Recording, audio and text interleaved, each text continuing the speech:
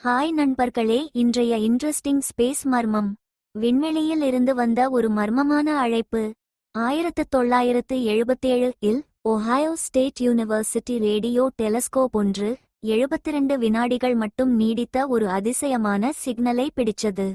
அதை பார்த்த வானியலாளர் ஜெரி ஆர். ஈமன் அந்த டேட்டாவை சுற்றி ஆச்சரியத்துல ஒரே ஒரு வார்த்தை எழுதினார். வாவ்! அந்த சிக்னல் தனுசு விண்மீன் கூட்டத்திலிருந்து வந்தது. அது நாம எதிர்பார்த்த வேற்றுக்கிரக மெசேஜ் மாதிரி இருந்தது. ஆனா அதுக்கப்புறம் அந்த சிக்னல் ஒரு முறையும் திரும்ப வரல. அது செத்துப்போன நட்சத்திரமா, வால் நட்சத்திரமா, இல்ல நிஜமாவே ஏலியன்ஸா? உண்மையிலேயே அது ஒரு மெசேஜ் இருந்தா ஏன் ஒரு தடவையோட நிறுத்திட்டாங்க? இது விபத்தா இல்ல திட்டமிட்ட அழைப்பா?